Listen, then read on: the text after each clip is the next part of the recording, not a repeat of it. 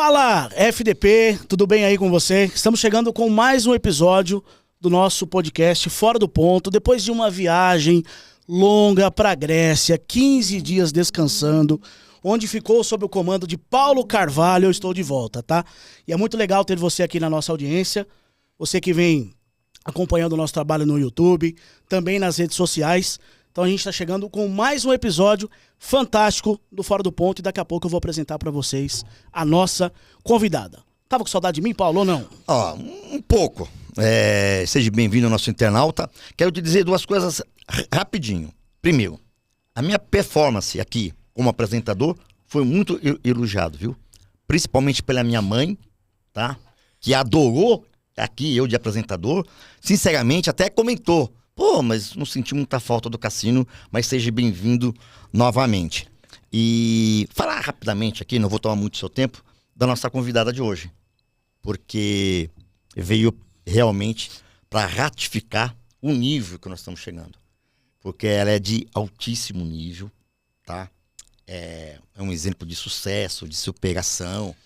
E antes de chegar aqui, esses bastidores que a gente tem aqui, eu era já se entregamos numa conversa de cozinha, de vinho, e já estamos com ideias. E olha, vai ser show de bola hoje. Sinceramente, internauta, acompanha e veja quem é a nossa convidada.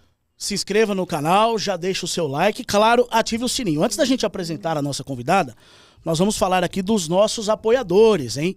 Inclusive, já mandar um abraço especial pro chefe Giovanni René, que é o idealizador do nosso projeto, que está lá no Mule Restaurante, esperando a gente para comer um peixinho ao molho de tcharatchá, bem gostosinho com cremezinho de cenoura, né, Paulo? O Mule Restaurante, para você que é fã de frutos do mar, fica na rua Martim Francisco, 482, Vila Buarque. O Mule Restaurante que é popularmente conhecido pelos clientes como o mar que se arrastou para Santa Cecília. Chefe Giovanni René, que é um dos ganhadores do Top Chef da Record. E o Mule, só para pontuar isso aqui que é importante, foi eleito um dos melhores restaurantes de São Paulo, hein? Você vai ver como é que o negócio é bom lá, vai tô sentindo o cheirinho daqui já. Vamos falar da BPL Contabilidade, do Olieri. Nosso amigo Olieri, você tá precisando deixar a sua vida contábil em ordem, você precisa procurar a BPL Contabilidade. Alameda Timiriçá, 939, Centro, em Mairiporã. Você precisa simplificar a sua vida financeira, tá chegando aí o leão. Fica atento, hein? São serviços de contabilidade, assessoria fiscal e planejamento financeiro. Faça o seu imposto de renda, gente. Agora, entre em contato com o Olieri. E se você está precisando reformar, como precisou o Paulo, por causa da chuva lá, a escola. Ei, que coisa, hein, Paulo? Por que eu fui lembrar disso? Você precisa procurar a BBB Construções e Reformas do nosso Gilberto. Então você que está pensando em construir ou reformar, Gilberto estava na casa do César Tralli, hein? Boa. Deixou topzera. A Ana, se precisar reformar umas casas, a gente vai indicar pra ela, hein? Profissional da construção tem a fama de ser meio enrolado, né? Que nada, o Gilberto é totalmente diferente. Procure no Instagram, BBB Construções e Reformas. Do terreno, a chave na porta, a BBB Construções é a sua melhor opção. Nosso vendedor é bom, viu? Dito tudo isso, vamos falar da nossa convidada? Árbitra, comunicadora, gestora esportiva e uma das super mulheres desse meio tão imodesto. Ana Paula de Oliveira, é um prazer recebê-la. Bem-vinda, FDP, ao nosso podcast. Cassiano, muito obrigada pelas palavras, não só sua, como do Paulo, a você internauta que está nos acompanhando. Eu só tenho que agradecer, eu acho que só tenho gratidão a Deus por tudo que Ele vem proporcionando na minha vida e pelas experiências que eu tenho passado, né, vivenciado e irei passar, porque eu digo que nós somos a construção de várias pessoas que passam na nossa vida e de várias situações em que a gente vive. E a gente vai se construindo e o propósito nosso aqui nesse plano é evoluir, né? E eu espero evoluir e honrar a todo dia o nome da minha querida mãe, né? A Dona Lu. Está honrando. Ana Paula, que é a maior referência da arbitragem feminina no Brasil, tá? Não tenho dúvida de falar isso. É o começo, né? É o marco. Evidentemente que, claro, o Cassino foi bem, que a gente teve outros nomes, a Silvia Regina, né? A Silvia Regina, Eu acho que no meu caso, até pela minha personalidade, talvez, né, e a minha formação como comunicadora, eu estava no lugar certo, na hora certa, em que naquele momento o Eduardo Fará queria fazer algo novo, em que a Silvia já era a árbitra mais experiente, e eu entrei para formar a dupla com ela, e depois, como consequência, mais para frente, a gente formou um trio feminino fazendo história em 2003. Mas eu sempre digo que antes de nós, tivemos as nossas antecessoras, que sofreram muito para conseguir muito pouco. Nós sofremos também muito, mas não comparado a elas, para abrir o caminho para essa nova geração que está nadando de braçada, sofre também preconceito. Mas quando eu digo nadando de braçada, no sentido da nova era da sociedade, porque quando a gente poderia dizer que uma Edna Alves, uma Neuza Beck que fez a final da Supercopa agora, a Daiane Muniz que está vindo não só no campo de jogo, mas também na cabine VAR, fossem ter oportunidade e espaços constantes e regulares no cenário masculino e feminino. Porque eu lembro que quando eu fui, se eu não estou equivocado, em 2006, que foi o meu melhor ano da minha carreira, em que eu estive designadas em mais de 25 partidas do Campeonato Brasileiro, isso era um fenômeno, porque nós mulheres não atuávamos em mais de 10 jogos e eu consegui fazer mais de 60% da competição naquela ocasião. E o que eu entendo que hoje é uma luta da Edna. A Edna, o ano passado, fez só 7 jogos da primeira divisão no Brasileiro. É pífio para uma árbitra que foi para Mundial de Clubes, apitou Mundial de Clubes, foi para mais de 2 Olimpíadas, para mais de 2 Mundiais, sem falar de Copa América, Copa Libertadores, tudo bem que a gente está falando do feminino. Estreou pela primeira vez na sua história, no ano passado, na Copa América, falou ano passado porque a gente já está em 25, né? Na Copa América, foi a primeira mulher a atuar em um jogo oficial na Copa América masculina. E aí ela vem para o Brasil e tem só 7 jogos no ano que passou. Eu espero que esse ano seja diferente. Mas você sabe dizer... Então eu acho que elas são mais importantes pelo momento hoje. Eu acho que a gente foi pioneira. Eu brinco que a gente amassou o barro para elas começarem a caminhar nesse barro pisado e vão colocar asfalto para a próxima geração que já vão caminhar no asfalto. Mas dentro disso, 2 coisas que eu acho pertinentes. Primeiro, você ainda, por ter sido a pioneira, consegue entender por que a Edna só faz 7 jogos, por que ela não é mais requisitada? E dentro desse contexto, essa nova safra, que é uma safra boa, essa que apitou a final da Copinha foi muito bem. Mariana Batalha. Apitou o jogo da Portuguesa contra o Botafogo, eu estava trabalhando... Mariana é muito boa. Não, Portuguesa e Botafogo, ela foi muito bem. Eu sou suspeita a falar da Mari porque tive a honra de pegá-la no início da trajetória dela, né? Mas como instrutora e gestora. E essa safra reconhece o trabalho de vocês? Eu quero acreditar e confiar que sim. Que valoriza, que nos respeita. Mas o cenário do futebol, Paulo, ele é um cenário muito complexo. Vou te explicar por quê. Porque quando você está inserido dentro dele, você é respeitado, você é uma referência, todo mundo te segue. Quando você sai, e eu falo isso com muita propriedade porque eu fui árbitra no campo de jogo, aí deixei o campo de jogo, vim para a comunicação, fiquei 8 anos na comunicação, aí saio da comunicação, retorno para a gestão no futebol, fico 10 anos e agora estou engatinhando novamente nesse retorno para a área da comunicação. Então, quando você está inserido, você tem as batalhas internas, mas há essa proteção, essa áurea que nos cerca. Quando você deixa, isso acontece com todo mundo, não é só com o árbitro, é com o gestor, é com o dirigente.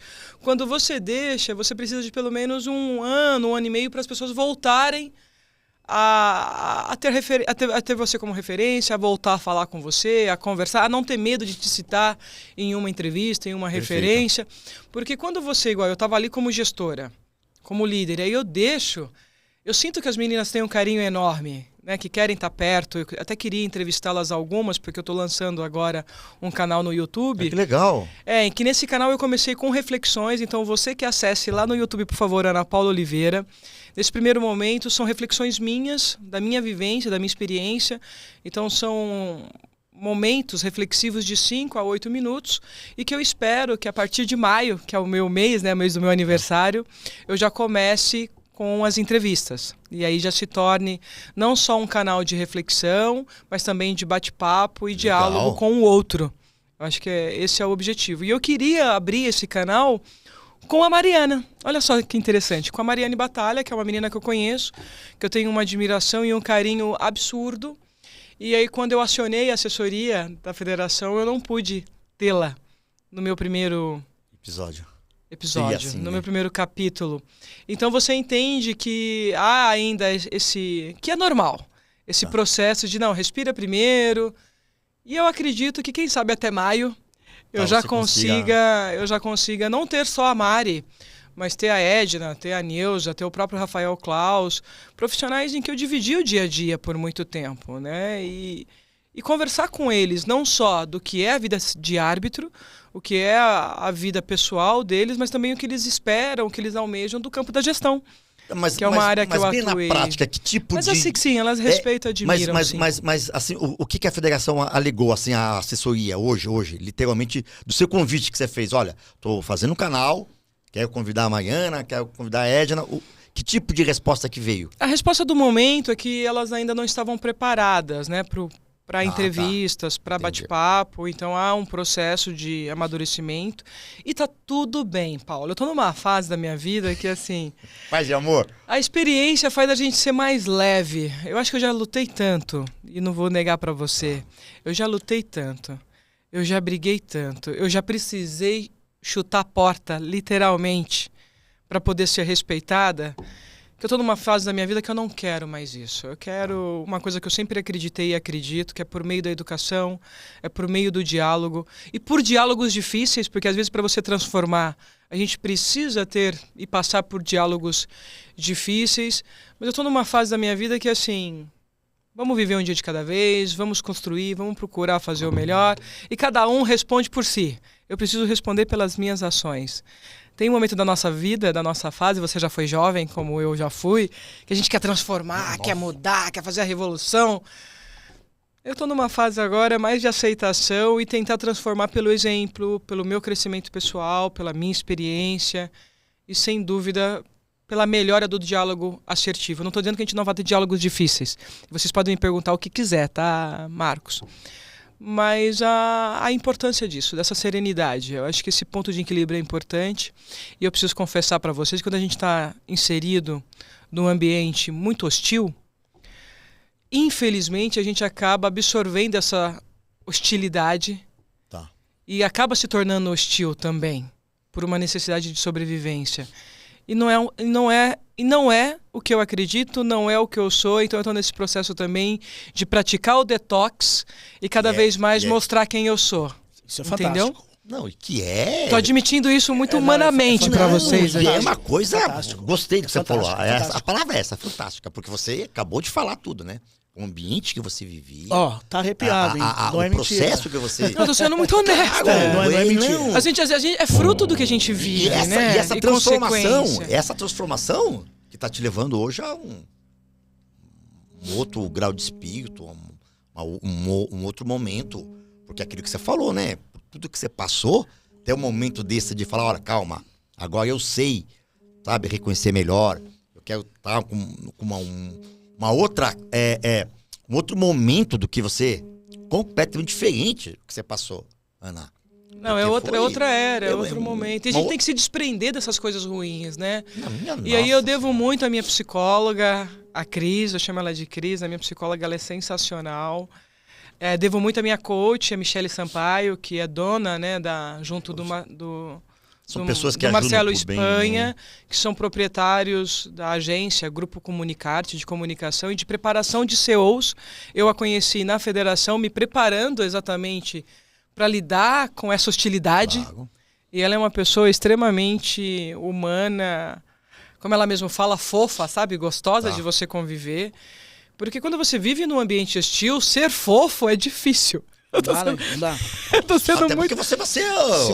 Não, você vai não ser dá. engolida. Você vai ser engolida. Você não vai... O meu avô dizia, você vai ser um... Você não vai sobreviver. E isso inferninho. explica muita coisa. E né? esse é meu ponto com a explica muita Mi, coisa. porque assim, eu me considero uma pessoa muito humana, muito boa na essência de ser.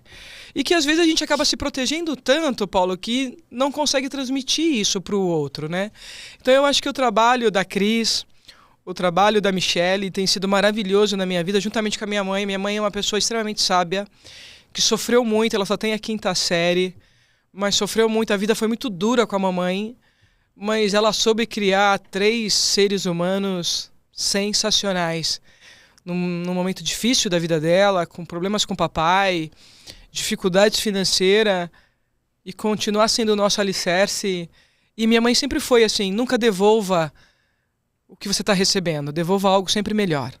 Sempre faça de um limão uma limonada. Esse exemplo... E se a pessoa está te batendo, passa mais por ela do que por você. Mas às vezes é difícil.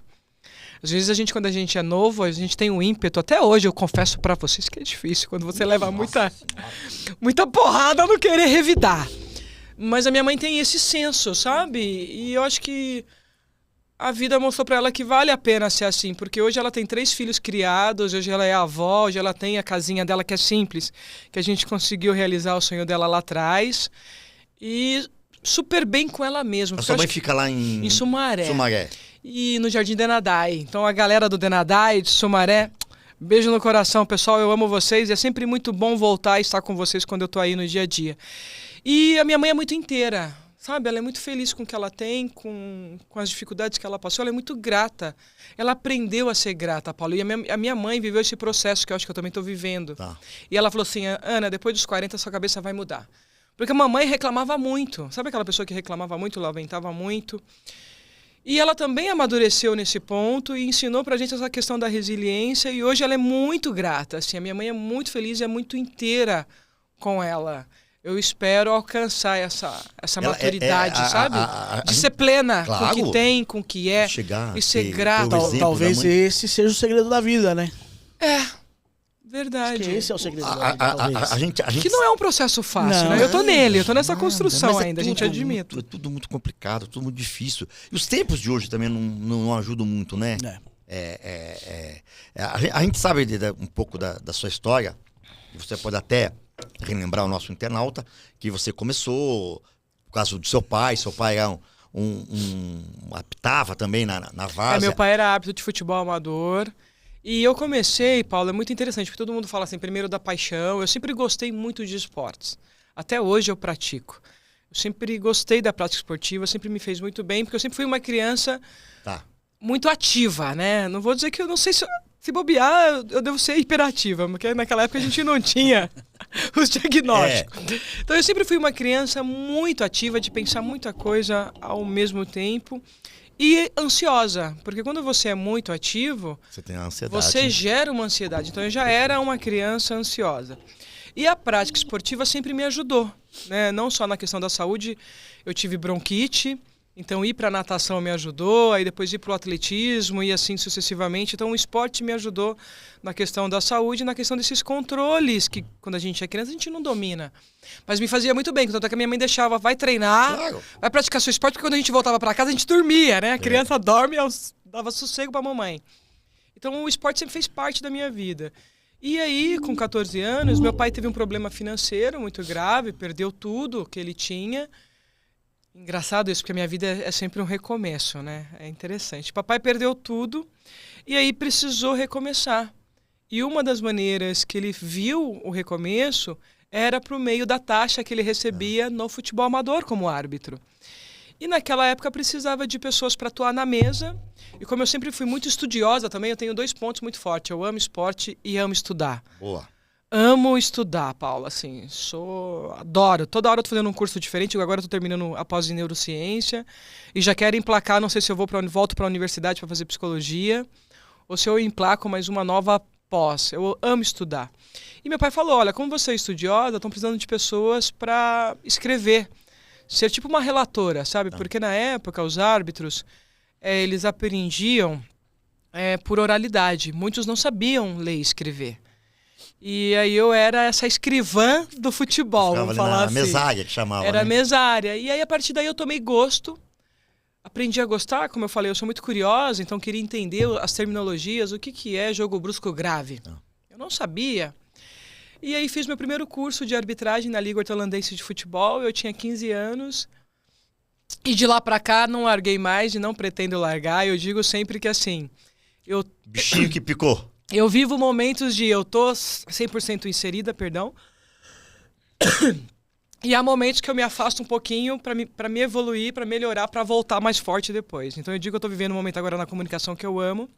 E eu espero no futuro realizar um sonho, que é continuar com comunicação, gerir, voltar para o futebol, para a gestão e quem sabe aí abrir um bistrô que vai ser meu momento de lazer, Boa. de troca de ideias com os amigos, companheiros, enfim.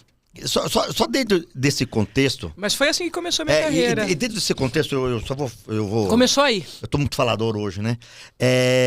Mas dentro desse contexto, voltando um pouco para sua mãe, ela te apoiou nesse momento? Aí você fez o curso de arbitragem, começou a se inserir, chegar nesse mercado e teve o apoio da mãe também? Olha que louco, a minha mãe nunca gostou de futebol, né? Ela nunca gostou, não foi algo que ela queria pra mim, não foi. A minha mãe queria que eu fosse aeromoça. Eu era alta, magra, né? Então a mamãe me via como aeromoça. Acabou que eu acho que eu acabei viajando tanto que não me tornei aeromoça, mas aprendi a conhecer várias, ter amigas que são e respeitar essa linda profissão que não é fácil. Não né? é fácil também. De atendimento às pessoas, enfim, não é fácil. E aí eu fui pro futebol, ela não queria, mas a minha mãe tem uma coisa que assim, se é o seu sonho, eu não vou me opor. Tá. E que você faça o melhor no que você escolheu. Minha mãe sempre teve isso, faça o seu melhor, procure ser sua melhor versão. E eu lembro que quando eu fui para a federação, e eu queria ser árbitra central, né? A minha personalidade é árbitra central. Adoro liderar, Paulo. Tá no sangue. Tá. Fui capitã do time estudantil, fui jogadora de vôlei, fui capitã do time de vôlei. É uma coisa natural, essa líder liderança de extremamente natural. Sempre gostei de liderar desde pequenininha. Eu frequentei a igreja adventista por anos, então no clube de desbravadores comecei como capitã da unidade, depois virei guia, fiz parte do conselho de jovens da igreja, sempre gostei, sempre fez parte de mim. Então quando eu fui para a arbitragem, eu queria estar no centro, né? E não me deixaram naquela ocasião. E eu lembro que eu voltei para casa chorando, assim, em lágrimas, que eu falei, mamãe, não vou me deixar ser árbitra. E frustrada, porque eu já era árbitra no amador. Então você imagina, eu comecei com 14, 15 anos. Eu com 18 anos já me sentia aquela coisa do jovem, né? Forte no apito, não sei. Porque na várzea a gente já tinha uma certa notoriedade. E aí ela falou assim, Ana Paula, mas o que eles deixaram você fazer? Eles te tiraram do processo? Falei, não, mãe, eles falaram que para eu conseguir chegar em algum lugar, o caminho tem que ser como assistente. E eu lembro dessa cena que ela estava na cama, e estava chuvoso, era um dia chuvoso, e eu a abracei chorando, assim, em prantos. Aí ela falou assim, minha filha, se eles te deixaram ser assistente, pegue essa oportunidade e seja a melhor assistente do Brasil. Olha! Coloca isso como meta para você, seja melhor. Vão dificultar o seu caminho, mas a sua garra, a sua força vai fazer com que você chegue. Belas palavras. Ela falou assim, o meu único medo como mãe, você é sonhadora demais. Desde pequenininha, né? Eu falei pra minha mãe com 12 anos que eu ia dar uma casa pra ela. A Paula não sabia como. Mas aquela frase que... Não, porque eu vi minha mãe chorando quando o papai perdeu tudo. E aquilo me doeu tanto que eu queria... Consolá-la de alguma forma. Dar uma esperança.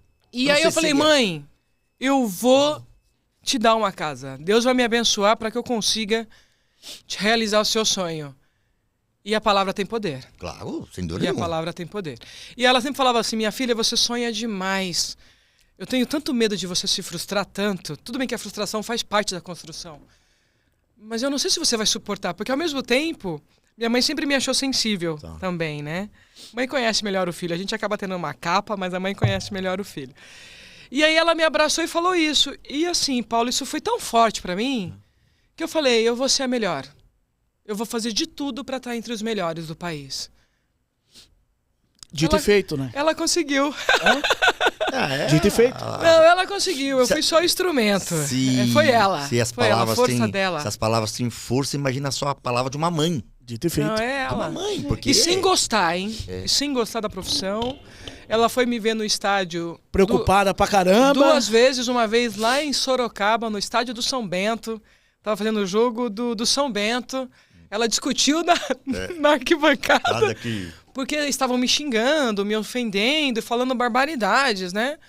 E aí chegou uma hora que ela não aguentou, diz a minha irmã e o meu irmão que estavam com ela. Ela levantou e falou, ei, aquela menina é minha filha, fui eu que criei. Não vai estão falar falando assim, não. um monte de Aqui bobagem não, dela, aqui vocês não. estão loucos? Aqui não. E meus irmãos preocupados, ela ser agredida, alguma coisa assim. Mas a minha mãe é muito forte, Paulo. Quando ela fala, ela tem a voz grave, assim como eu, assim. Não tem como você não parar e respeitar, sabe? E sempre muito sensata. E aí ela falou, depois disso eu não vou mais te ver em campo nenhum. Porque é difícil, é complicado, né? Deve ser difícil, né? E nunca foi, assim. Minha mãe nunca quis ver um jogo inteiro, porque ela nunca gostou das ofensas, das críticas. É natural, né? É mãe, mas sempre apoiou. E eu lembro que quando eu deixei o futebol no campo, foi muito sofrido pra mim. Eu quase deprimi. Foi a primeira sensação, assim, de quase deprimir, porque foi logo depois da morte do meu pai também. Tá. E aí eu fui para comunicação e as coisas começaram a darem certo. E eu lembro que quando eu falei para minha mãe, eu preciso da sua bênção para voltar pro futebol. E aí ela falou uma coisa para mim, Paulo, assim, muito... Ela falou assim, minha filha, você sofreu tanto no campo de jogo, para que você quer voltar para isso de novo? Eu falei, mãe, porque eu preciso resgatar a credibilidade e a fortaleza da mulher na beira do campo. E eu sinto que eu interrompi quando eu deixei o campo de jogo. Eu precisava voltar. A importância de acreditar no legado, sabe, Paulo? Eu acho que mais do que ganhar dinheiro...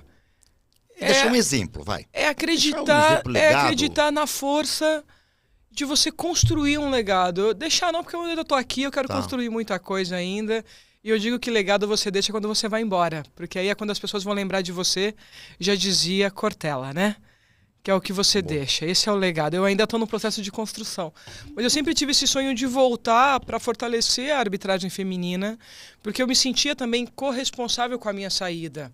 E também por ter feito a revista, e a revista ter dado uma conotação dúbia da participação da mulher dentro do futebol.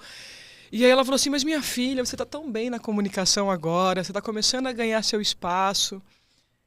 Eu não quero que você volte a sofrer. Mas se você quer, eu vou te abençoar. Mas saiba que não vai ser fácil. Aí ela me abençoou. Aí eu lembro, Paulo, que eu fui lamentar com a minha mãe um momento que eu estava vivendo, na época que eu estava na CBF. E minha mãe é muito forte. Estava vivendo um momento muito difícil. E aí ela falou assim, eu falei para você não voltar. Você quis voltar. Então, filha minha, não entrega os pontos. Você vai até o final. Que você chore, que você sofra debaixo do seu chuveiro, mas desistir você não vai. E ela repetiu essa mesma frase para mim quando eu estava na Federação Paulista, que ela falou, se você quer sair, saia, eu sempre vou estar do seu lado. Mas filha minha, não desiste. Minha filha minha não desiste. Que eles conversem com você e que parta sempre deles e nunca de você. Então, é impressionante... A força que há. A força e a capacidade que a minha mãe tem de me ressuscitar sempre. Quando você está sem energia, sem força, ela não deixar você ali. E ela sempre falava para mim, né? Me dói demais ver você chorar. Mas eu não sei o que dói mais. Você chorar porque está sofrendo pelas cobranças que você tem, pelo seu dia a dia... ou por te ver chorar por estar ausente do que você ama fazer. A única coisa que eu quero é que você seja feliz. Então, acabou. É mãe, né? Não, é mãe. Olha que coisa linda que é. E a frase o poder principal. Da mãe, né? A frase principal, quando você tem a questão do poder da mãe, é essa frase. Eu quero que você seja feliz. Essa é a frase fundamental. A minha mãe tem uma frase... nesses altos e baixos. Vou acabar ficando sem palavra, hein? Então, a minha mãe tem uma frase desses altos e baixos da nossa vida, Ana, porque a gente também é uma gangorra, vai, sobe, que a minha mãe diz pra mim, filho, o que você pedir pro mundo, ele não te der, você vai lá e toma. Entendeu? Corra atrás, né? Busque. Vai lá e toma. Faça acontecer. Faça acontecer, faça chegar, faça ter Mas sucesso. Aqui, Paulo, assim, eu tenho essa garra e essa força da minha mãe.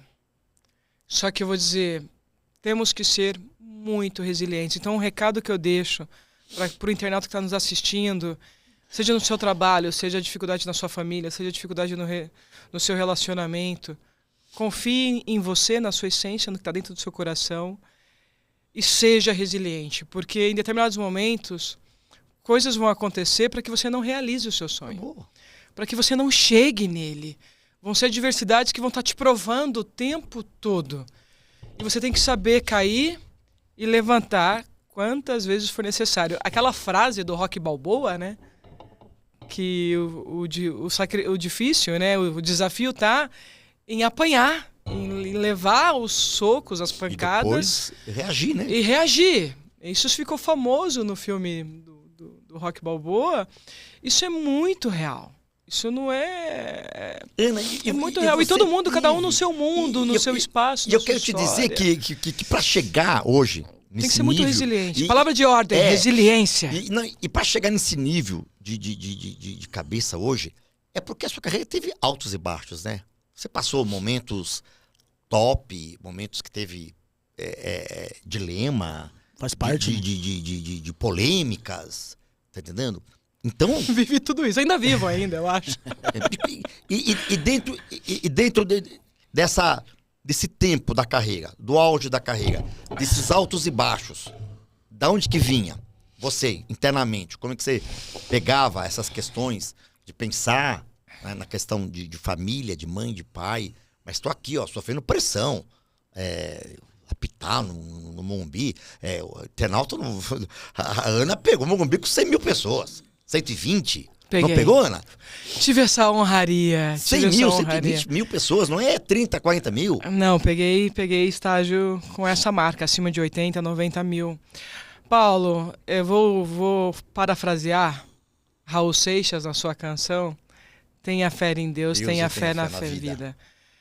Sempre fui temente a Deus, então assim, tenho muita fé e sei que todos os percalços que eu passo têm um porquê. E que acredito muito que ele está sempre me preparando para algo maior, que às vezes eu não sei o que é. E que às vezes a gente precisa levar uma sacudida para quando chegar aquele momento, você está preparado para ele, para fazer o seu melhor. E acredito muito nisso, eu carrego isso. Tem uma outra frase que eu carrego para mim desde pequenininha, quando eu prometi para minha mãe que eu daria uma casa para ela. É a palavra do Charlie Chaplin, que eu acho sensacional no momento de muita dor do mundo. Esse homem fez tanta gente sorrir. E refletir sobre as questões que a humanidade passava e ainda passa, e ele é tão atual como foi lá atrás. Que a persistência é o caminho para o êxito. Se a gente não for persistente, se a gente não for temente a Deus, a gente nunca vai chegar. Então, cair e levantar faz parte, e ter algo que te motiva. A minha mãe sempre foi a minha estrela guia. Sempre me motivou. Eu sempre procurei ser a minha melhor versão, sempre procurei ter a melhor condição financeira, não por mim. Se tem uma coisa que eu não sou, egoísta. Eu saio dando tudo. Mas por ela, para dar uma condição para ela, para quando ela precisasse de mim, como se fosse um chamado, sabe? A minha mãe precisar de mim para o que for, eu estar pronta para atendê-la. Ali no lado, para acolher. Para atendê-la, seja como uma boa filha, seja como uma pessoa que vai poder dar a condição de cuidar dela quando ela precisar. Então, assim, se eu trabalho hoje para ter uma condição, é porque eu quero que a mamãe viva bem e que o final dela seja com muita dignidade, porque ela merece. É tudo isso que a gente quer, né? Ela merece, a minha mãe merece isso. Pela força que ela é, então eu me esforço, trabalho por ela. Não tive um filho para ter esse mesmo sentimento por um filho. Então eu tenho por ela, tenho pelos meus irmãos, pelas minhas sobrinhas, mas hoje, sem dúvida, se eu tenho uma estrela que brilha, é ela. E você gostaria de ser mãe, Ana, não? Menino, eu já ajudei a criar tanta gente, que eu digo que eu já sou mãe de tabela hoje. Eu tenho uma prima, que é a Alana, que morou comigo, com a mamãe. Quando eu tinha 18 anos, ela nasceu praticamente na minha casa. E eu ajudei a minha tia Estelita quando foi possível na construção dela. Então eu me sinto mãe dela e já me sinto prima-avó da filha dela, né? Que é a Ana Laura. Quis muito ser mãe. Eu queria ter sido mãe com 19, 20 anos. Mas a minha mãe não deixou, porque a minha mãe me teve com 20 anos. E ela fala assim, Ana Paula, Deus me deu você. Foi uma dádiva, mas ter te tido também me custou muito naquela época. Porque minha mãe foi mãe solteira. As pessoas acho que não sabem. A minha mãe foi mãe solteira e o meu pai, Joel de Oliveira, foi o homem que me deu meu sobrenome. Eu não sabia, eu só fui descobrir isso com 19 anos. Então até os 19 anos eu não sabia que eu não era filha do meu pai de forma biológica. E ele me adotou, me assumiu com 8 meses. Então eu não pude ter, né? Infelizmente casei, mas não foi possível. O momento nunca era o oportuno. Quem sabe, se as coisas melhorarem daqui pra frente, eu venho a ser mãe adotando. E repito o gesto que meu pai fez comigo. Evidentemente, Cassino, que eu vou deixar você falar um pouco mais da carreira da Ana, porque a Ana tem certeza, Paulo? Nós só aqui de mãe, mas só pra encerrar essa nossa conversa materna... Marcos, eu acho que você não vai falar, Marcos. Porque, sabe por quê? Aí tem a reunião de pauta, você vai ver o que eu vou sofrer na reunião. Mas deixa eu só te falar uma coisa pra você, só porque veio na minha cabeça. Uma entrevista com o Marcos Frota deu, falando de mãe, né? Ele teve um problema que a esposa dele faleceu e ele, com os filhos de 6, 7 anos, ele tem uma frase que diz assim, né, Ana?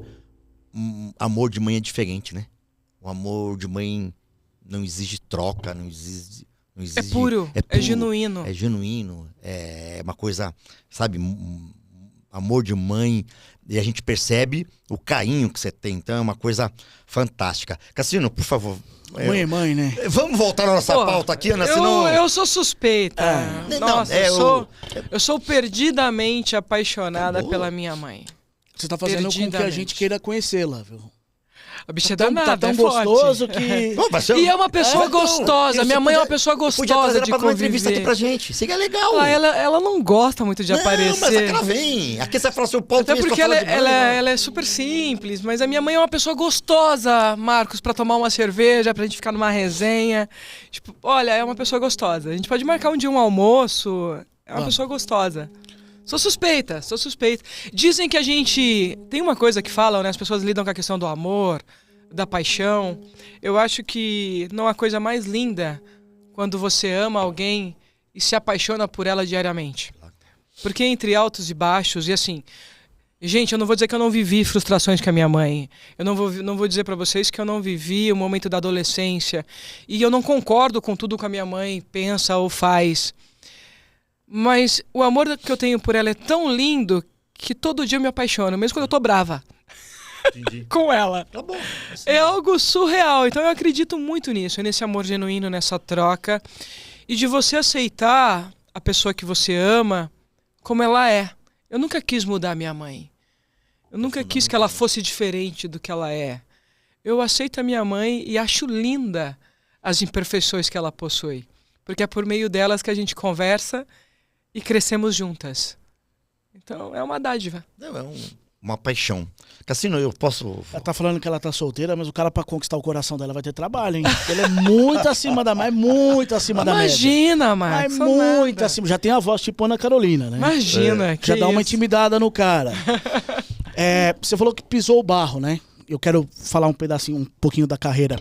O amassar, né? O amassar do barro. No interior a gente fala muito isso, amassar barro. Em abril de 2024, a CBF fez um jogo só com as meninas. Árbitra, auxiliares, quarta árbitra. Você eu vou usar o termo como pioneira, e eu usei a abertura do podcast como super mulher nesse sentido. Como que você viu isso? Essa adaptação de um jogo de futebol, que é extremamente masculino o ambiente, só com as meninas no comando. É uma vitória também, né? Eu acho sensacional. Eu acho que foi uma grande vitória. Eu acho que uma coisa que a gente só tem que tomar cuidado, Marcos, não sei se você vai concordar, na questão da mídia, quando a gente fala assim, é a primeira vez. A primeira vez foi em 2003, né? Foram 4, porque naquela época não existia o VAR. Certo. Não existia de uma forma muito remota a participação de mulheres como delegada de partida. Não existia ainda uma quantidade de instrutoras para que fosse aquela ocasião. Mas dentro do campo de jogo, esse feito que foi no mundo aconteceu em 2003. Certo. E aí quando você vê essa mesma edição ser repetida em 24, é mágico.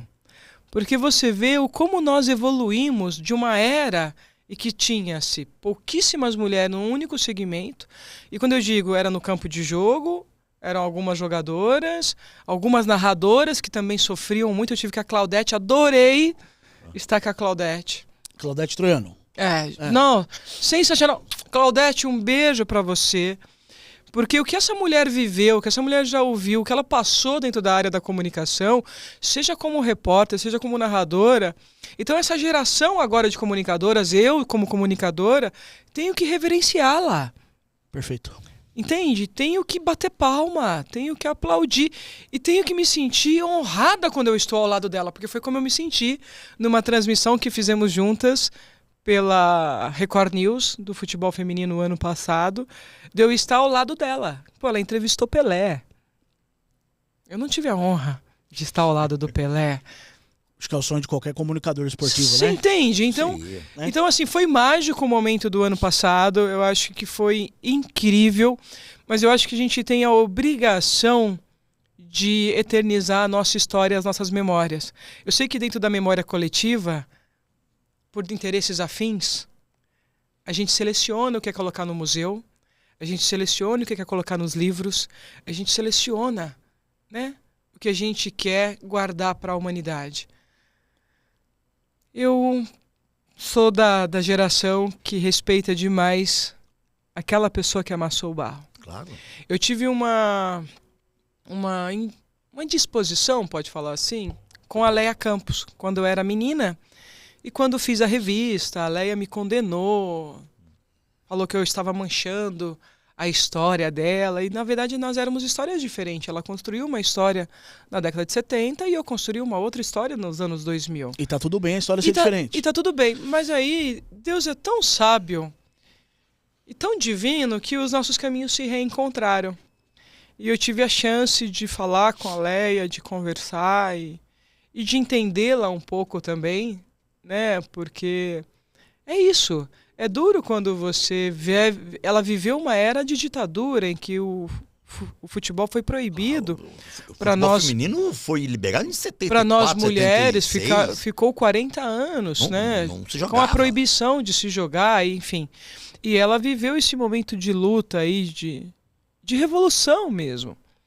E quando eu a conheci, eu falei, nossa, temos nossas diferenças, podemos pensar diferente, somos gerações distintas, mas eu preciso respeitá-la.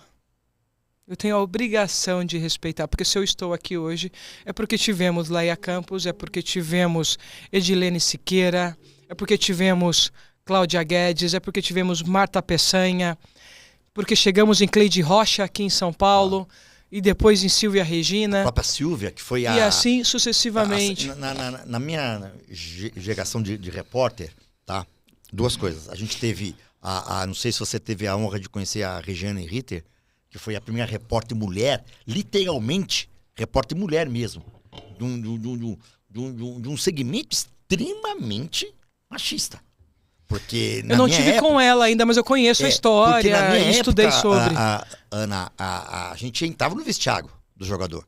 A gente não tinha essa coisa coletiva, não. Abria a porta do vestiário. Pegava os jogadores nus. Sem camisa, de cueca, e a Regiane Ritter lá, olhando pra cara do jogador. Olha que força. Com o microfone na boca do jogador, o jogador de sunguinha, de tunguinha, acabou. Essas coisas todas. Você sabe que eu vivi algo parecido, né, Paulo? Como delegada de jogo, pela Comembol, porque você entra também no vestiário para fazer a checagem do cara crachá, né, que é o número da camisa, com a identidade do jogador, quem vai jogar, quem são os titulares. E naquele momento, como eu falei, não existia tantas mulheres delegadas e tudo mais. Hoje já existe a obrigatoriedade de estar uniformizado previamente, de jogador sair e fazer questão de deixar a toalha cair. Olha só. Mas simplesmente depois de você virar meme, né? Porque hoje é meme. Para você virar piada, as suas relações, e você virar aquele assunto entre eles. Então, para você ver como nós estávamos expostas. Imagina ela, a força para fazer o trabalho. Então, assim, merece aplausos. É isso que eu quero te dizer. Merece ser citada. O reconhecimento. Precisa ter espaço nos museus. A gente precisa escrever sobre elas. Igual a gente está numa era agora de documentários. E precisa ser feito documentários com essas mulheres pioneiras no futebol. Essa ideia, a gente precisa disso. De trazer esse pessoal que foi o pioneiro de Sim, tudo. porque hoje a gente vê jogadoras que passaram a conseguir viver de futebol. Tá. Eu não vivia de futebol. O que eu ganhava de taxa... Hoje nós temos árbitras que vivem só de arbitragem. Na nossa época não dava. Era mais sobrevivência, né? Era mais sobrevivência e amor pelo que fazia, de fato. Então precisamos fazer documentários e preservar enquanto essas pessoas ainda estão aqui nesse plano terreno. E até porque sabe, que estão aqui, são depoimentos em vida. Né? Não adianta. Então a gente precisa parar com esses tabus de falar assim, só porque a pessoa não está inserida, ou porque ela pensa diferente, eu não posso admirá-la. Não, eu posso admirá-la. A gente tem que falar assim, eu te admiro, eu te respeito, eu gosto de você. Qual o problema? E pode ter um pensamento diferente. E tudo bem. E assim, precisamos falar, mas eu te amo, viu, Paulo? Eu acho que a gente está carente. Eu aprendi, demorou, mas eu aprendi. A gente precisa falar mais. Eu te amo, eu te admiro, eu gosto de você. E não só no nosso ramo, não. No dia a dia. Hoje, a nível de política, tá essa questão de você ser ou de lá, ou de cá, ou do bem ou do mal, acabou esse negócio do eu te amo. Por favor, eu te ajudo, eu tô contigo. Gentilezas. Gentileza. Tony Ramos já falava a força e o poder das pequenas gentilezas. Tem um livro chamado Elegância do Ouriço, que se tornou um filme. Esse livro é bárbaro, porque ele conta a história de um grupo num condomínio. Porque condomínio tem de tudo. Nossa Senhora. Tudo acontece em condomínio. Mas aí a importância dos pequenos gestos, da gentileza, né? Porque o ouriço, ele faz a comparação à elegância do ouriço, porque o ouriço, você olha, parece ser espinho, tal, tudo. E quando você vê ele se mover, é bonito, realmente é lindo. E eu tive o prazer de pegar um ouriço, depois que eu li o livro, na mão. E esse movimento de delicadeza, que às vezes aquilo que você acha, aquela pessoa que está fechada, que não fala, que de repente ele é uma pessoa extremamente boa, mas está passando por um momento difícil. Acabou. E aí a gente está vivendo a era da empatia, da compaixão, né? Então, assim, quem gosta de literatura, fica a dica, recomendo A Elegância do Ouriço. É um belo romance. Ana, o convite, tá, da revista, você estava no auge, você estava trabalhando, você estava atuando tava ainda no quando auge, você recebeu o convite. Estava no auge, Paulo, mas assim, já naquele auge que para mim, como menina, estava bárbaro, mas que já gerava um desconforto pro meio. Porque eu não tinha noção disso naquela época, tá? Eu vou falar isso agora com propriedade porque fui estudar. Então, gente, hoje, infelizmente, a gente não tem valorizado os acadêmicos e não tem valorizado os nossos grandes professores. Mas a academia faz bem, enriquece a alma, o espírito, porque conhecimento é vida. E às vezes a gente vive coisas que a gente não é capaz de entender. E eu sou muito indagadora, né? É um traço meu, assim. Tô aprendendo a ser menos, entendeu? Mas eu adoro o porquê. Eu tive uma professora, a dona Neide, que me ensinou na 4ª série. Pergunte sempre o porquê das coisas. Não tenha vergonha de. Eu não deveria ter me ensinado isso, porque... Pegou o exemplo... Até hoje eu pergunto os porquês.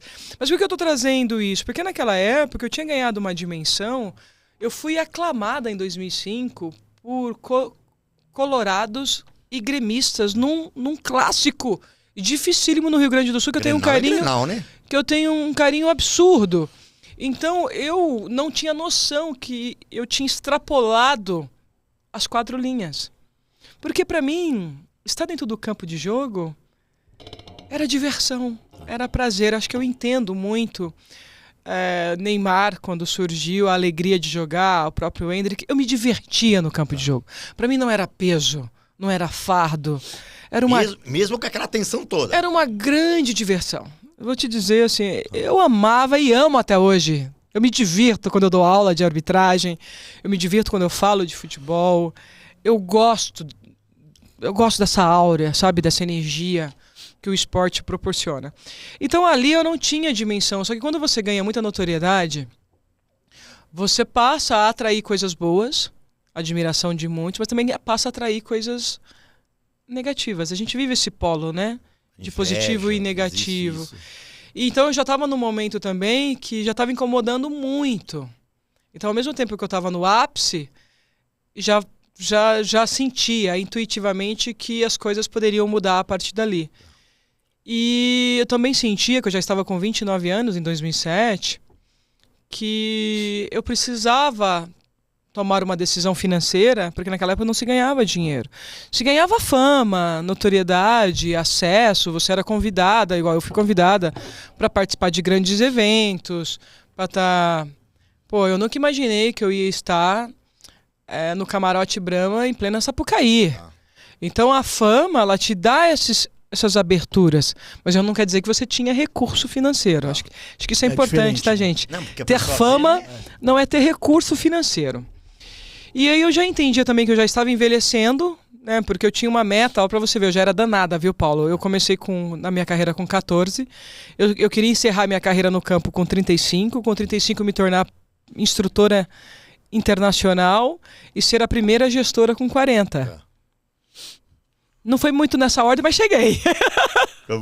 Eu era danada, eu já sei assim o que eu queria, onde eu queria chegar. E agora eu tô vivendo esse momento de me reinventar onde a Ana Paula quer chegar aos 80. Tá. Que é um belo exercício, né? E aí naquele momento eu vou falar assim, meu Deus, eu tô crescendo, as coisas estão andando, mas eu não tenho recurso. Eu tinha conseguido comprar a minha casa com muito custo, financiada, e já estava preocupada com a mãe. Meu pai já estava com AVC, com uma parte do corpo paralisado. Então a casa da mamãe, quem mantinha era ela, com os meus irmãos e eu, né? Eu sempre sendo, não digo uma provedora, mas o braço direito da mamãe ali. Ela sempre foi a nossa diretriz. E nessa época vivendo só da arbitragem? Não, imagina, eu trabalhava em 2 empregos mais no futebol. Quem dera. Até porque não dá, né? Como eu queria viver como as meninas vivem hoje só de arbitragem. Meu Deus, eu acho que se eu tivesse vivido só de futebol, talvez eu tivesse ido mais longe do que eu fui. Né? Mas eu não pude viver só disso porque eu tinha uma família para sustentar. E aí veio a 5ª proposta da revista naquela ocasião. Eu confesso para você que eu orei muito, como sou temente a Deus, pensei em todas as possibilidades, conversei com meu pai. Só que eu entendi que ali, Paulo, Deus estava me dando a chance de mudar a vida da minha mãe, dos meus irmãos, e também estava me dando a chance de falar para a sociedade que eu era dona de mim. Perfeito. Porque só quem vive o dia a dia, só eu sei o que eu passei para chegar nesse ponto de notoriedade. As humilhações, as limitações, as piadas, os assédios. Só eu sei. E que você, na época, não adiantava denunciar, como não adianta até hoje. Eu, já como gestora, fiz denúncia de assédio moral. Não deram importância nenhuma. Acho que uma das minhas maiores decepções no meu segmento como gestora foi fazer uma denúncia importante e ver ela não ter valor algum e ainda se tornar piada e eu ser o problema. Porque aí a vítima vira problema. Então, eu acho que ali eu dei o primeiro passo para mostrar a força que nós mulheres temos. E que a gente é dona do nosso corpo, a gente é dona das nossas escolhas, a gente pode estar aonde a gente quiser. Não importa o que você fale de mim, eu sei quem eu sou. Você pode até dizer que eu dormi com A, B e C. Eu sei que eu não dormi. Tá. Você pode apontar o dedo para mim e dizer, essa pessoa é isso, é aquilo. Mas eu sei que eu não sou. Porque julgar é fácil. Difícil é fazer o que eu fiz ou o que eu faço. Para cuidar dos meus. Então, acho que ali também, além de cuidar da minha família, foi esse grito. Por que eu digo isso? Foi uma revista em que eu trabalhei muito. Eu agradeço todo o time da Abril que esteve comigo naquela ocasião, desde o fotógrafo, o Duran? Do J.R. Duran, que foi sensacional. Eu queria reencontrá-lo um dia. Né? Ele é catalão, né? Danado. Queria encontrá-lo porque eu digo que se o ensaio ficou lindo como ficou, foi por causa dele, o artista era ele, eu só fui o instrumento para mudar a história da minha família e para entregar uma obra de arte feita por ele. Porque o ensaio ficou muito bonito. Não me considero uma mulher tão bonita assim. Eu acho que eu sou uma mulher exótica, diferente, pelo timbre de voz, talvez pela forma de pensar, pela força com que eu me coloco. Mas não me acho essa... Paola Oliveira é uma mulher linda, né? E tem lá suas críticas, né? Porque agora Luísa Brunet, né? Isis de Oliveira, vou falar da minha época. Isis de Oliveira, foi. Maitê Proença, Cristiane Torlone. Eu nunca me vi nesse patamar, né, de beldade. E eu sou apaixonada pela Paola, não só pela beleza, mas pela personalidade dela de bancar o que ela é. Nos dias de hoje, para nós mulheres, é tão difícil ser isso. Eu sei o quanto eu sofro por defender os meus valores, os meus ideais, e não ter medo de ser quem eu sou. Então, eu acho que foi um marco, e ali eu consegui enxergar isso, dar uma condição melhor para minha família, e mostrar que fazer o altruísmo, é tão difícil praticar o altruísmo, né? Abrir mão de você em prol do outro, mas vale a pena, porque toda vez que eu vejo o sorriso da minha mãe, porque não adianta, a revista vai me carregar para a vida toda, e eu vou sofrer preconceitos para a vida toda, mas quando eu vejo o sorriso da minha mãe, e cada vez mais que eu cresço e evoluo como pessoa, e me conheço, eu entendo que ali foi 2 momentos importantes. O cuidar da minha família e uma ruptura de dizer, eu sou dona de mim. Mas em algum momento houve algum arrependimento ou não? Não, eu tenho uma qualidade, Paulo, ou talvez um grande defeito. Eu prefiro me arrepender do que fiz do que não fiz. Mas, em geral, eu me arrependo pouco das minhas escolhas na minha vida. Não vou dizer para você que eu já tive escolhas que eu me arrependo como um erro, porque aí faz parte do seu trabalho. Mas tomadas de decisões, quando você pensa, quando você se aconselha com Deus, eu não me arrependo, porque ali eu fiz tudo que eu achei que era correto. Eu falei com a minha família. Eu tinha um projeto social chamado Apito da Cidadania, então aos jovens que fizeram parte desse projeto em Hortolândia. Eu consultei eles antes de fazer a revista. Eu tinha 40 jovens da área de risco do município de Hortolândia, em que eu sabia que eu era o exemplo. Eu reuni esses 40 jovens, falei, olha, eu recebi uma proposta que pode mudar a minha vida, a vida dos meus, e eu gostaria de saber que, como professora de vocês, se vai gerar um problema para vocês no dia a dia de vocês, porque quando a gente toma uma decisão dessa, ela reflete em todo mundo. Sim. E eu tinha um carinho tão grande pelaquela molecada, e eu tive esse cuidado. Então eu tive cuidado de falar com a minha família, de falar com a CBF, de falar com a Federação Paulista, sabe? De falar com os jovens do projeto que eu amo, assim, foi um momento muito bonito da minha vida também. E foi lindo a reação deles. A minha mãe foi contra, o meu pai foi a favor. Eu ia perguntar da mãe. Minha mãe foi contra, totalmente contra. Minha mãe não foi na minha festa de inauguração da revista, porque talvez a minha mãe soubesse o preço que eu estava pagando pelaquela decisão. Mas não me arrependo. Pelo contrário, me faz mais forte. Eu acho que uma coisa também que, se vocês me deram a oportunidade, e parabéns a todas as mulheres que têm coragem de ser elas, não é isso que me define. Pelo contrário, acho que diz muito mais sobre quem eu sou. E se as pessoas vão ser preconceituosas, se as pessoas não vão me dar oportunidade por causa disso, não passa por mim, passam por elas. Acabou. E ponto. E tá tudo bem também, tá, gente? A nível de bastidores lá, na hora das fotografias, foram vendidos mais de 250 mil exemplares, segundo a própria revista, né? É mais fácil as fotos ou é mais fácil os 80 mil lá no Morumbi te apurrinhando a cabeça? Os 80 mil no Morumbi é muito mais fácil. Pra vocês terem uma noção, gente. Boa, Cassino. Vou contar um caso de bastidores Vamos pra lá. vocês. Tava a Drica, a produtora, né? Porque eu, como eu cresci em berço adventista, pra mim foi uma ruptura também. Tudo bem que eu já não estava mais na igreja naquele momento, mas você tem um respeito, um cuidado. E aí eu pedi pra revista terem somente o fotógrafo, 2 ajudantes de fotografia, então era uma equipe pequena, um maquiador, a produtora mulher, a minha assessora. Então eram 5 pessoas no set só 5 pessoas. Então o momento de alimentação, o pessoal chegava, preparava e ia embora, sabe? Então era tudo um cuidado. E eu com roupão, tal, tudo. Mas eu confesso pra vocês, e eu não bebia nada de álcool. Era um bebezão, assim, bebezão. Nada de álcool. Aí eu me maquiei. Aí quando eu saí da maquiagem, naquele estilo mulherão, que até eu me estranhei, tá, gente? Quando eu me vi, eu falei, nossa, essa sou eu. Como eu tô bonita? Eu falei, nossa, essa sou eu, não é possível, vocês fizeram um bom trabalho. Aí eu falei, Drica, eu tremendo. Eu falei, Drica, eu não vou conseguir fazer o ensaio. Eu quero desistir. Isso no set. Aí ela falou assim, garota, eu gostei tanto de você de graça que eu vou ser a sua assessora agora, porque a minha assessora é uma querida, uma amiga, um beijo pra Nalda Mota, que está comigo já há mais de 26 anos, nessa trajetória de idas e vindas, de sobe e desce. Aí ela falou assim pra mim, você assinou um contrato, você lembra?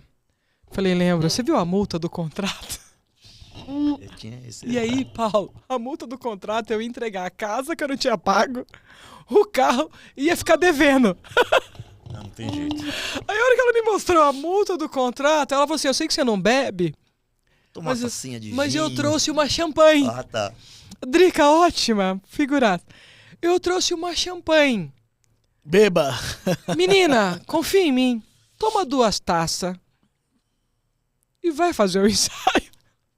E aí eu tomei as 2 taças, conversei com o Duran e falei pra ele assim, Duran, vamos fazer. E aí eu tinha uma vantagem no meu contrato, que as fotos teria obrigatoriamente que passar pelo meu crivo. Tá. Então as fotos elas não foram sem eu dar o ok. E aí eu falei pra ele assim, como eu não sou modelo de nudez, nada disso, eu fiz propaganda, fiz comerciais, mas nada comparado àquilo. E aí eu falei pra ele assim, faz o que você quiser. Como artista, o olho chega a brilhar. Eu falei, faça o que você quiser, porque quem vai escolher as fotos sou eu. E ele foi muito gentil, foi de uma delicadeza.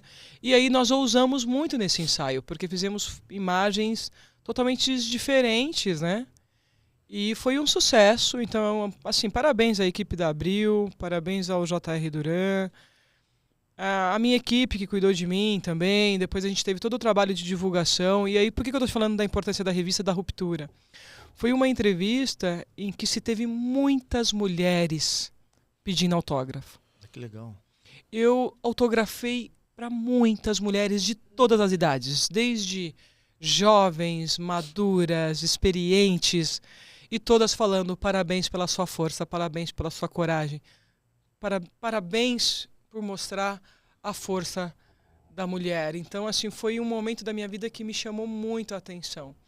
E aí eu quis estudar mais e mais, né? Porque aí eu me formei em comunicação, fiz pós em comunicação e fui estudar outra área, me debrucei na antropologia, fui mergulhar em outras áreas do conhecimento. Só deixa eu fazer uma linha do tempo aqui. Só, hoje se você recebe um convite de novo, com todas as circunstâncias onde você atingiu, é aceitável ou não? Marcos, eu não aceitaria. Você já quebrou a barreira. Eu não aceitaria. E hoje eu digo, e já falei isso várias vezes, se aceitar é porque estou precisando de recurso financeiro para algum fim. Hoje eu não tenho intenção nenhuma, pretensão nenhuma, eu estou construindo uma carreira bonita dentro da área da gestão, estou voltando para a área da comunicação agora. Eu acredito muito na minha força de trabalho. Muito, acredito muito na equipe que eu tenho por trás de mim hoje. Na sua personalidade. Acredito muito no Grupo Comunicarte, que é o grupo que me abraçou depois que eu saí da federação e que está cuidando da minha carreira, que fizeram a mudança das minhas redes sociais, estão trabalhando no novo posicionamento isso é bom, isso é da legal. minha marca. Então a gente está fazendo um trabalho de posicionamento, como eu falei, o lançamento do canal do YouTube que eu estou divulgando agora, mas com muita ponderação, porque eu também reconheço que eu preciso melhorar muito ainda como comunicadora. Uma coisa é você ser gestora, é ser instrutora, é viver esse dia a dia da gestão, que eu amo, gosto, e como eu falei para vocês, quero voltar ou para a gestão de clube, ou para a gestão de arbitragem, seja aqui no nosso país ou em outro, mas também quero trabalhar paralelamente com a comunicação, porque eu acho que a comunicação ela é transformadora, ela é educativa. Tá. E a gente precisa trabalhar, eu quero trabalhar muito essa linha da educação, essa linha do diálogo importante, dos diálogos difíceis, mas que agregam valor, né? Então é um trabalho que eu estou fazendo agora de imersão, de busca, de autoconhecimento, para agregar um pouco mais Para mim, sem dúvida, mas para a sociedade, para as pessoas que me acompanham e que me admiram. E não tenha dúvida que você é uma super comunicadora, né? Ah, Isso aí tá mais do que... Não, vai tirar de vocês letra. estão sendo muito Hein? gentis. A gente não pode falar que é o nosso melhor episódio, porque vai ficar todo mundo ficar com ciúmes. Mas né? deixa eu só... Mas é um super episódio. Deixa eu só pegar aqui, porque eu não sou muito bom de memória, não. Da revista até o final de você, de carreira, quanto tempo foi? De 2007 a 2010. Foram Então foi mais 3 anos. sofridos, porque depois perfeito. da revista eu tive o jogo, né? Eu tive o jogo.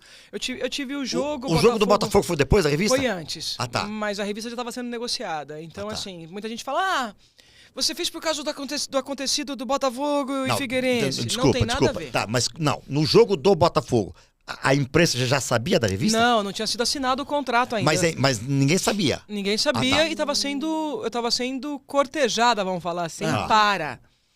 Então, assim, não foi esse jogo que definiu. Claro. Não foi. Esse jogo, ele me marcou negativamente, infelizmente. Mas não foi ele. Aí casou que era Jogos Pan-Americanos no Rio. Tá. Eu era, naquele momento, um ícone da arbitragem no campo de jogo, sendo mulher.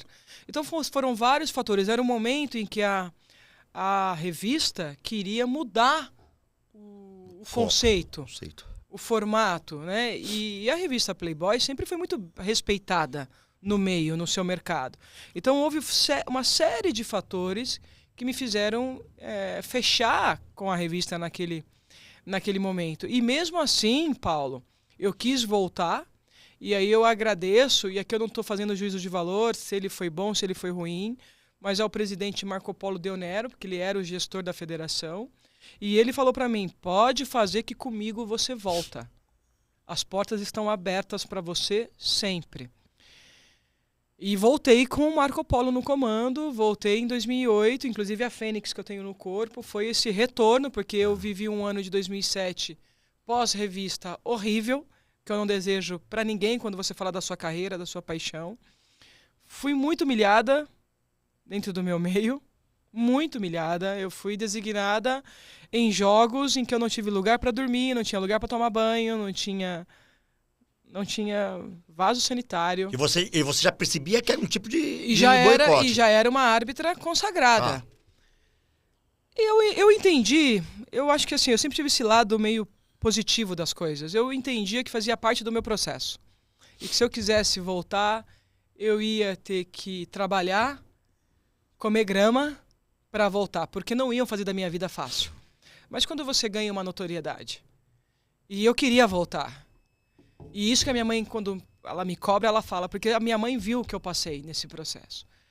Mas não tem coisa mais linda. 2008 a gente consegue voltar, e eu faço a semifinal do Campeonato Paulista, com 5 jogos e só. vai bem pra caramba. O meu quinto jogo. Vai muito bem. Ponte Preta, na verdade Guaratinguetá, lembra do Guará? Que estava Guará. na primeira. Guaratinguetá e Ponte Preta. E foi um jogo que eu não errei nada. E pra mim ali eu lavei a alma. Eu falei... Porra, é isso mesmo. Eu sou isso. É isso. E aí me tatuei a Fênix no meu corpo. Eu tentei voltar pra FIFA naquele ano. Eu tinha a promessa do retorno da FIFA. Foi um ano, enfim, como eu digo pra vocês, passei por todas as humilhações possíveis. Fiz o teste FIFA no final do ano de 2008. Passei, mas infelizmente não me devolveram para a FIFA. E aí, 2009, meu pai adoece. E aí já é um ano que você já começa a mensurar se vale a pena ou não. Aí eu lanço um programa chamado CBN Batom, no grupo CBN em Campinas. Inclusive, agradeço a rádio, a CBN, que me deu um apoio. Falava tudo errado naquela época, ou derrota. Acho que agora melhorou um pouquinho o meu português. Mas eles apostaram em mim, e aí depois de lá, aí eu comecei no rádio, na CBN, então eu tenho um carinho muito grande para a CBN Campinas. Depois de lá, eu estava também na Alameda Santos, que é na Central Nacional de Televisão, né, na CNT. E depois fui para o Grupo Record. E aí vivi essa transição, aí papai faleceu e eu acabei deixando as 4 linhas. Então foram 3 anos, né, de 2007 para 2010, até que eu encerro a minha carreira no campo de jogo definitivamente. E eu comecei na TV em 2008. Então eu já estava também me preparando para esse processo de transição de carreira, né? Vamos falar assim, Paulo. Que é uma coisa que sai tipo assim, sai das 4 linhas para entrar nesse ramo de comunicação, que você chegou a ser comentarista de arbitragem na Record ou não? Cheguei, para contar um pouquinho da história pro pessoal. Na Central Nacional de Televisão, agradeço a todos de lá que confiaram no meu trabalho. Eu fazia um trabalho de entretenimento, era um programa da tarde que tinha o Bloco Spot, inclusive com o Leão Lobo. Eu tive a honra de ver o Leão Lobo agora na Rede TV. Aí de lá, paralelo, o programa de rádio na CBN. Aí fiz Copa do Mundo, Copa da Alemanha, comentando pela Sport TV. Aí comentei Copa do Mundo com a Sport TV. Aí vou para a Record para fazer o Record News, fazendo o jornal, eram 2 vezes por semana, de esporte, com o Nardini, que agora está na ESPN, né? Então um abraço por Nardini também, ele que era o apresentador, junto com Savoia. Então nós comentávamos os lances, porque a Record não detinha dos direitos do futebol. Aí fiz Jogos Pan-Americanos de Guadalajara, com a Record. Aí da Record eu recebi um convite para ir para o SBT Minas, na TV Alterosa, e lá eu tive a honra de ancorar e comentar o programa Alterosa no Ataque, com o Jairci Carvalho, que eu fiquei 2 anos. Aí fiz Copa do Mundo pela Rádio Mix também. Depois fiz Copa do Mundo pela Fox em 2014.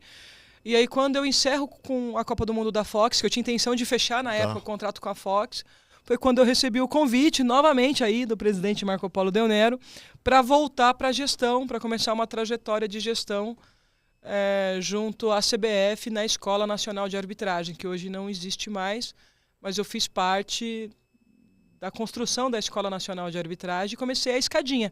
Aí comecei como secretária, coordenadora, depois me tornei... Aí largou um pouco a comunicação? Aí larguei a comunicação, porque aí ele me pediu isso, aí trabalhei na Rádio Estadão, inclusive um beijo para a galera da Rádio Estadão. Que experiência incrível. E aí também escrevi coluna. Eu fui colunista da Folha de São Paulo, fui colunista do R7, fui colunista do Estadão. Todo período de Copa e Campeonato Brasileiro eu fazia, então agradeço também ao time da Folha, que na época me deu um espaço. Então eu estava construindo uma carreira de comunicadora muito bonita, Paulo. E aí, forte, né? Bem... E consolidada, aprendendo, boa. lidando com as pessoas, sabendo ouvir. E, assim, sou muito grata também ao meu primeiro casamento, que também era da área, então me ajudou muito. Ele era acadêmico, então me ajudou muito a melhorar em vários pontos. E aí eu volto para o futebol. E aí o futebol eu faço também toda a escadinha, porque eu acredito muito nesse processo de construção, igual o meu retorno para a comunicação. Eu acredito muito nisso, na mudança do posicionamento, da construção da marca, de começar com a linguagem correta no Instagram, começar com a linguagem no YouTube. A oportunidade, eu sou muito grata à Record News, que o ano passado me deu a oportunidade de estar comentando o futebol feminino, porque de lá agora eu estou na Band Esporte, né, ao lado do Elia Júnior e do Jorge Nicola. Mas eu acredito muito nessa escadinha, não dá pra gente querer chegando. Vamos construir devagarzinho.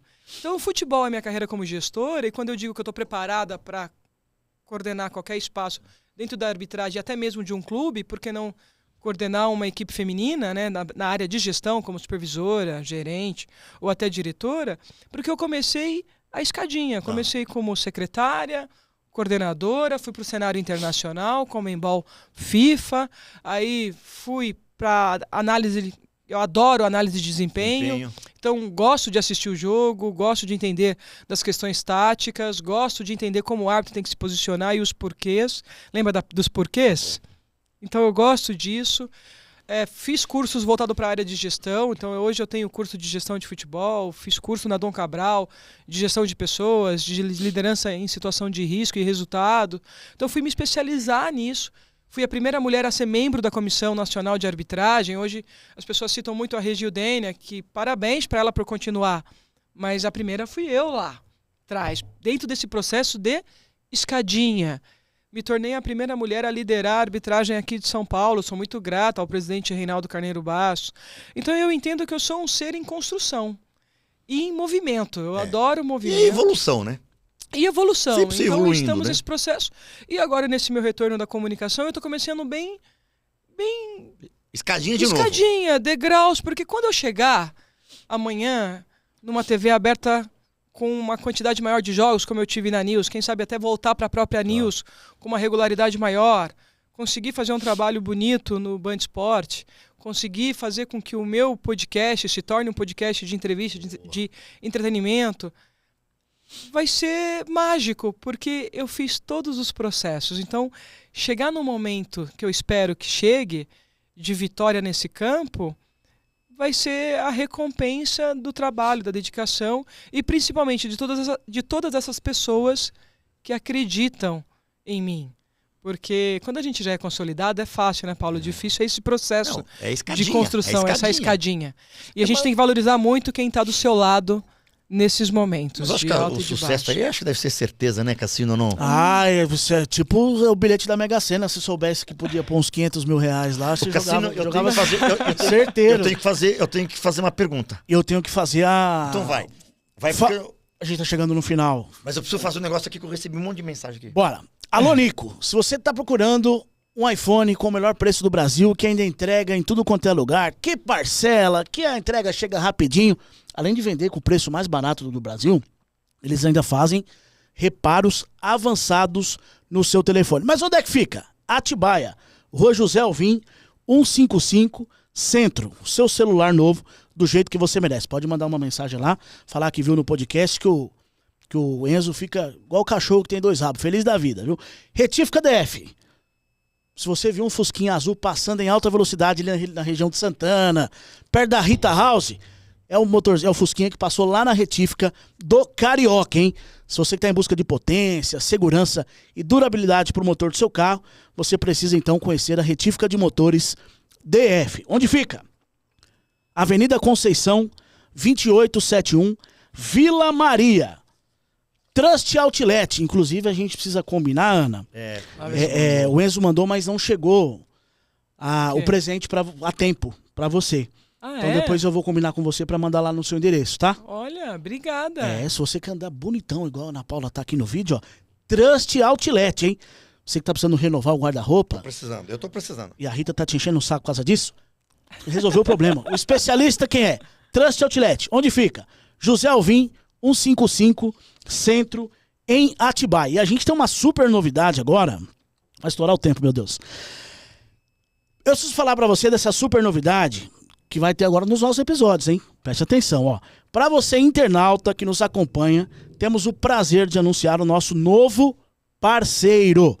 Imagina que você tá aí no conforto da sua casa, ou você tá no carro, voltando do trabalho, ouvindo ou assistindo o podcast, que pode mudar a sua vida, hein? Vocês vão achar que é tigrinho, né? Não. Tá aí a surpresa, ó.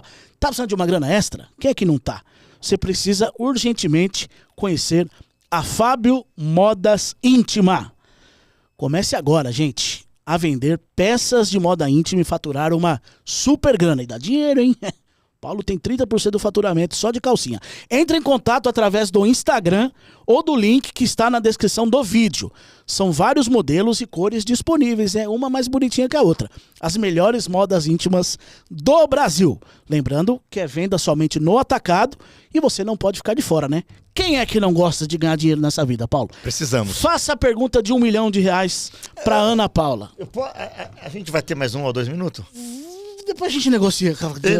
Sabe por quê, Ana? Porque eu recebi algumas coisas.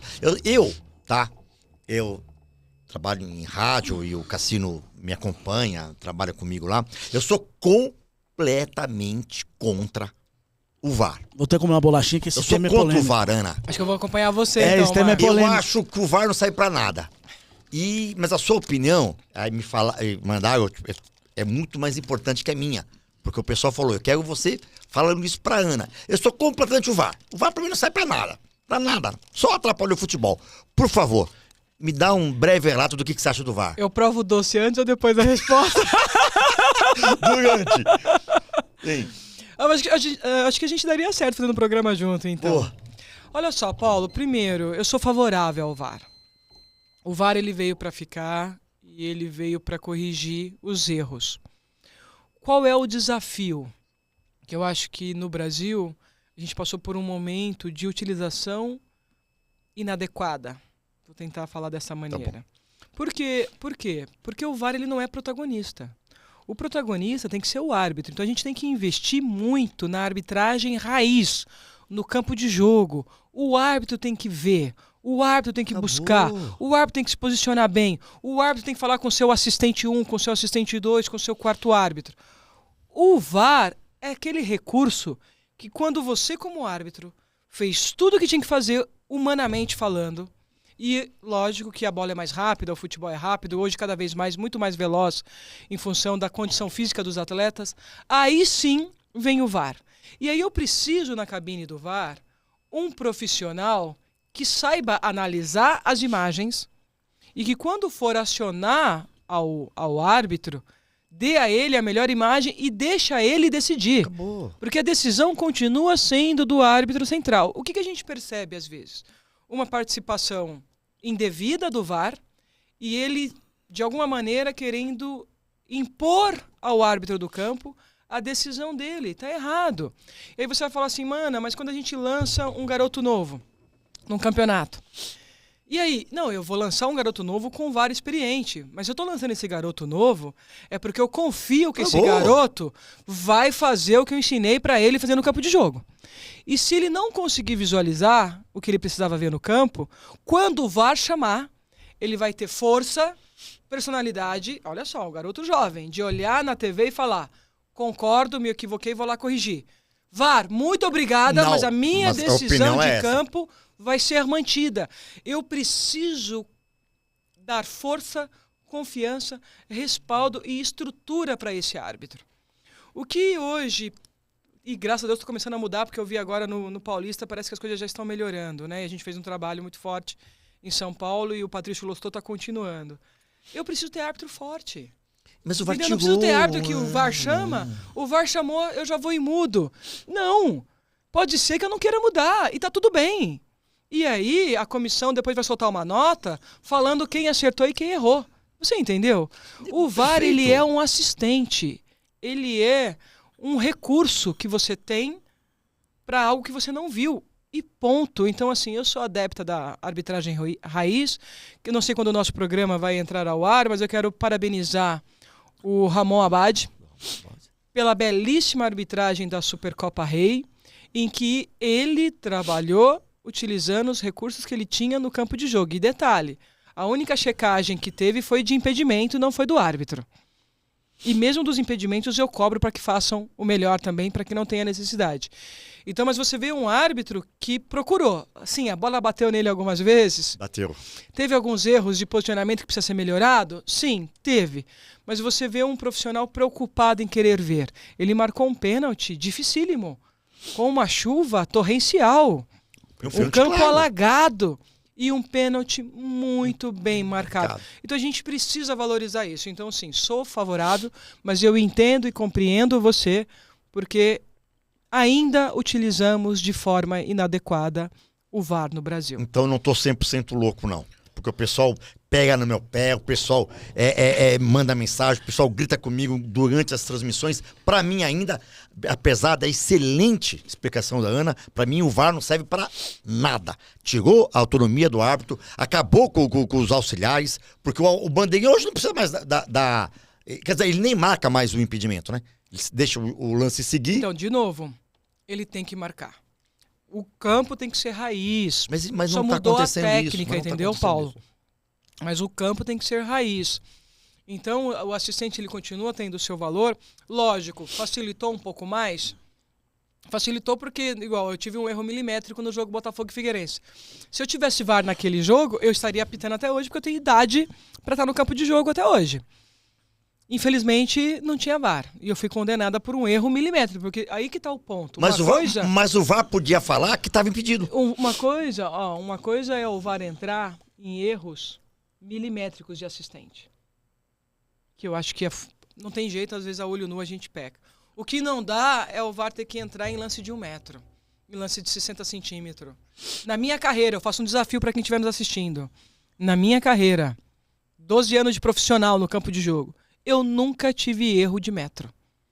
Sempre milimétrico, de 10, 15. No máximo 20 centímetros. O que humanamente é plausível. Então, Tá mas tudo aí bem. é trabalho, São é 5, 6 dedicação. centímetros de E aí diferença, a tá gente tudo não beleza. tem, então a gente Não, tem que entender e que na faz nossa lance é muito área, rápido. E faz parte do futebol. É. quem trabalha com esporte, seja na gestão, seja dentro do campo de jogo, não dá para ter zona de conforto. Então o VAR não pode ser considerado zona de Zona conforto. de conforto, perfeito. Não é. Eu falo isso. Ele não é, mas eu ele falo, é mas eu assistente. falo, mas dá pra perceber que é zona de conforto. Mas não deveria. Se está sendo zona de conforto, está errado. A maneira com que está sendo utilizado de forma inadequada. Ô, Ana, obrigado, meu amor, pela ter vindo aqui, pelo tempo. Foi um bate-papo muito gostoso. Eu acho que até foi até um pouco fora do que a gente imaginava, porque a gente aqui fala, conversa, bate-papo. Mas a gente tem uma pergunta, que a gente sempre faz. Última pergunta para os nossos convidados. Você não estava preparado E pra a essa. gente está querendo saber essa resposta sua. Ana, por que você se considera uma FDP? Fora do ponto. Pô, não sei se eu me considero, mas eu sou esforçada. Eu acredito no trabalho, na dedicação, no estudo. E eu acho que para você ser um FDP, você precisa ser uma pessoa extremamente compromissada com seus ideais, com o que você acredita e com a área que você escolheu. Então, assim, você quer ser um bom filho, seja compromissado. Você quer ser um profissional de sucesso, seja compromissado com a área que você escolheu. Você quer ser um bom amigo, seja compromissado com seus amigos, porque eles vão lembrar de você. Seja comprometido com o que você se propõe a fazer. E eu sou comprometida com o que eu me proponho a fazer e extremamente esforçada e procuro atender da melhor maneira em todas as frentes. A gente não consegue, mas eu tento. Meu Deus, hein, Cassino? Vou deixar você acabar. Nota 10. Beijo pra você, muito obrigado por ter aceitado o convite. Repito o começo do podcast. Uma das super mulheres do meio da comunicação. E a gente, quando conhece pessoalmente, a gente torce pelas pessoas. Então, que você alcance os seus objetivos, que você preserve isso que você tem, o carinho da sua mãe, que você arrebente a boca do balão, meu. A gente se vê. Pô, Marcos, obrigada a você, obrigada a Paula. Até me emociona. Não me sinto essa super mulher, não. Eu acho que o que é bonito na vida, e a gente está precisando ter, é boas referências. E quando ela está dentro de casa, é melhor ainda. Porque eu tive duas. Uma extremamente positiva com a mamãe e o papai, que não foi tão boa assim. E eu me fortaleci nela. Então, se tem uma super mulher aqui, é a Dona Lu. Então, pra você, mãe, um super beijo. E obrigada de coração a vocês. Me emociona. E leve um beijo, um abraço carinhoso pra sua mãe. 2. Obrigada. Obrigada. E sucesso mais e mais pra vocês, viu? Que Deus ilumine bastante. Mais bonita que a Paola Oliveira, hein? Não, Tchau. não, não! Até o próximo episódio. Valeu!